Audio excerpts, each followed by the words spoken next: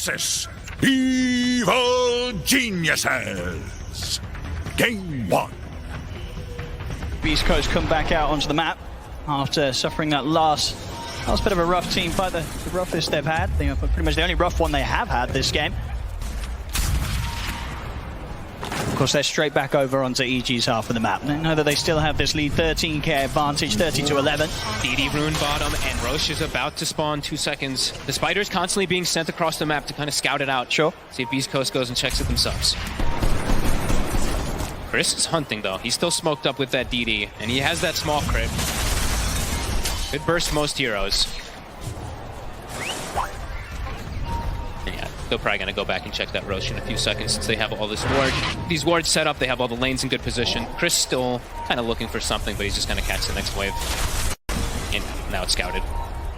EG, they've hit the timing here with the smoke themselves. They'll try and get over. See what they towards can do. This area, knowing that potential is there for Roshan to be back up. So many eyes early on Arteezy. If he can actually just stay alive in the fights, he does a fair bit of damage.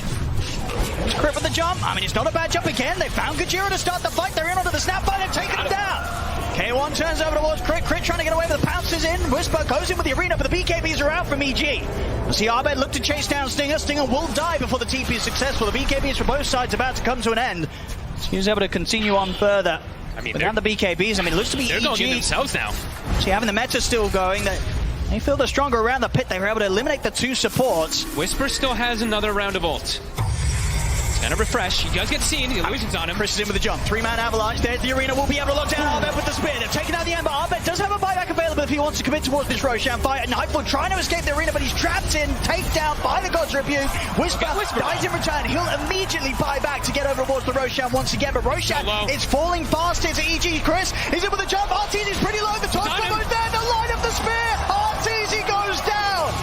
As EG, they attempted to finish off the Roshan, but they didn't respect the buyback there from Whisper and the ability for Beast Coast to jump into the pit once more. So many ways, as we mentioned from earlier, it's just tons of ways for them to jump in and out of these fights. As K1, what a pounce, gets the catch. They're able to reset, right? Even though they lost Gojira, didn't have the buyback, Beast Coast is able to reset in and out of the fights a few times, and they do get that catch. They get it onto Abed, and then Chris gets the perfect toss-up onto Arteezy. And the excellent calls here continue from Beast Coast in terms of the moves that they made. You saw no hesitation from Whisper with that buyback. Yep. A pretty admirable fight, though, for being 14,000 gold behind from EG. Finding a pretty decent chunk of kills, but now they're going to lose some pretty massive objective damage, maybe even losing all of the racks here. I mean, it's going to go down pretty fast here to the right clicks of Chris on the Tiny. And K1, he still has some stacks, too, so top. They've got one more glyph. He's respawning, but no meta when he's up 30 seconds. And man, they have one more fight as well, EG. They're going to have to pull everything together here for this last stand against Beast Coast.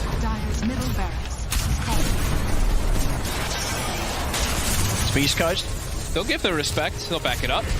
Further big items being picked up. AC is complete here for Chris. Yeah, they're like, we don't need to really fully rush it here. Pick up these items. Still have Aegis for a few minutes. Almost a Hex finished up also on Whisper, so. EG looking to maybe take advantage of the fact that Beast Coast might be kind of chilling back here. Maybe they can catch something big.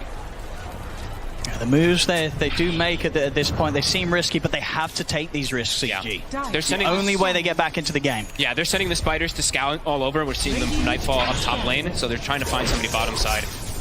And look who it is again. It's Gojira. He's able to get the force stuff off in time to break away from the bushwhack, but still Arteezy chases him out. A further force and a jump with the cookie will dodge the sharpshooter, so Gojira this time will live. And now EG's got to run. And they certainly have it. The Snapfire's alive. Things are probably going to go rather bad for EG. As Fly goes down, Arteezy holding onto his BKB for now. They know where he is, though. Whisper, he gets the catch. Spear. Oh, BKB is there from Arteezy, and immediate response is the bashes are there from K1. Now Arteezy needs help, but he needs it there. The bash is there. The silence as well. Arteezy goes down. No buyback available for him as Beast Coast, they're ready to go for more. Abed able to BKB TP out. But EG, they've got to try and hold here with just the 3 of them against the full 5-man push from Beast Coast. No Arteezy for nearly a minute. Alright, that's mega creeps for sure. Arteezy stepped up. got speared. I mean, it was despite that they tried to get a catch onto the snap and they were fully surrounded. The 2 times they've managed to come out top was when they've been able to catch Gojira. Outside that they couldn't, and indeed they'll tap out. There's no coming back from this position. GG is called Beast Coast here in game 1. Looking as hot as ever really here against EG. Couple outside of the 2 rough fights, it was pretty much perfection from Beast Coast from start to end. Yeah, I mean, I have to give so much credit really to this top lane, right? Yep. The Mars and the Snapfire, they really set the tempo for this game. I mean, Chris Luck too, of course all of them had their parts in it, but that top lane for me, they were doing everything. They were making moves around the map, they're setting up the kills. Whisper somehow top net worth majority of the game. That was quite a performance really from Beast Coast. They just constantly shut them down, and it was all 3 cores, right? Like we mentioned, it wasn't like they're getting all these kills on the supports, they're getting the kills on the big targets. It really was, and it's something that we've seen in the past from Beast Coast. When they get themselves onto the main stage here at any sort of LAN, they just pop off to another level. The way they're in sync with each other, it just doesn't get any better. And EG, they're going to have to step it up coming into game 2, because this game 1, Beast Coast are going to be on a bit of a different level here as they'll get the first victory in this best of 3. Beast Coast versus Evil Geniuses. Game 2. I mean, yeah, RTZ making the correct call at the last moment to get out. Yeah, realized that the fight was not going quite as good as maybe EG felt they could get it going. Choosing the right moment to bail out. But now, 3 heroes dead on EG. And we do see that RTZ actually has gone for, I believe it was the Basher. Yeah, but he's going to go for the Abyssal to stick on target instead. See if they can hold back K1 here. Is onto the barracks. His BKB's cooldown, so RTZ does have to be a bit careful how he uses his rage. Absolutely, we're seeing the rage alone, not enough for RTZ to alone in the midst of a team fight. So many chain stuns that can come out from Gojira as well, the Lesh. Yeah, we see this one again. I think the stun is going to come in a few seconds right around this moment when RTZ backs up. It's tough to stick on the Naga Siren, you know, even though they do get this connection of chains, he is still very tanky, and they have to be very careful with these supports, you know, if they get caught at all from a Lash, at all from a Naga Siren, they're just dead.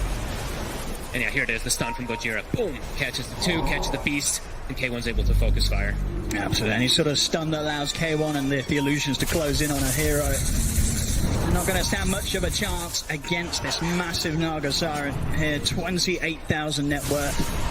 K1 just continuing to grow at an incredible rate. Has yet to die this game.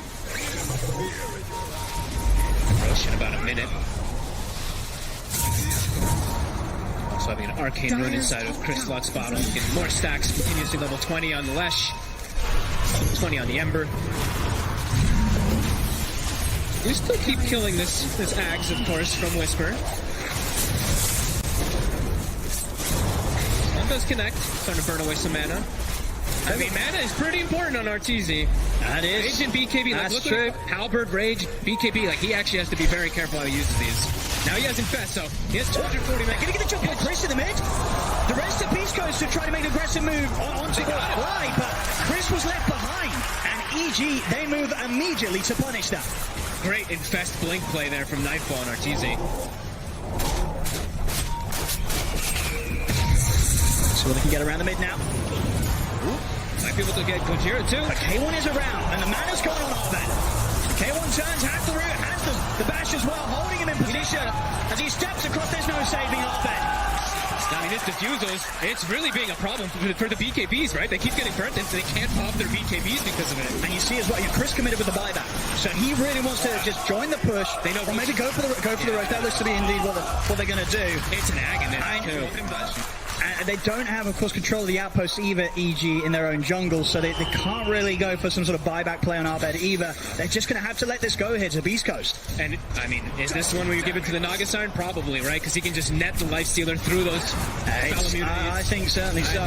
We'll see if they see anything higher up the list than that. Oh, Chris takes it. Okay. I mean, the Nihilism off of the way could protect the Lash, so we'll see. He takes everything. Oh my, okay. Takes the cheese and the angels. I mean, he did buy back, you know. He wanted to make sure he got his money's worth. That is quite fair. Definitely could see the argument, though, for the Axe on the Naga Siren for that. You know, that, of course, it's there through the spell immunity, but K1 also about to finish up a Bloodthorn. I mean, he's hitting critical mass soon. Maybe that's also why he's probably like, I'm going to buy an Aghanim soon, perhaps. That is the thing, right? In terms of these two heroes, who's going to get the money quicker for their own Ags? It's going to be the Naga Siren if the game continues on for longer. As mid lane, K1. All three lanes are getting sieged. Now, what do you do if you're EG? You've got to do something. They're going to try. Nightfall, he's looking for a raw target, turns towards Chris. Lotus is up. Must be careful as he holds back on it for now. Arteezy's in with the bashes. They're bringing Chris down pretty quickly. That'll be him down the ones. Arbeck jumps in. And he caught out by the spike characters, but the sector just does get yelled into the air. Arteezy, he's focusing down the Naga Siren. K1's going to get fast beside him. Never get the top. He's got the BKB up. Able to charge him with a rounded takedown. K1. He's ready for more. Looks up towards Kajir inside the base. Arteezy, he'll die. Chris just trying to get into the disco party. Brody just destroying the ball. Holy crap. And Chris just killed them all. And there's no buyback on Arteezy. He's a hell of a lot short on the gold here. 1,500 gold. He does not have here to get back in on the action. Each Is it done? They're going to try and hold with the three of them. And indeed, Chris is ready to chase him back up towards the fountain.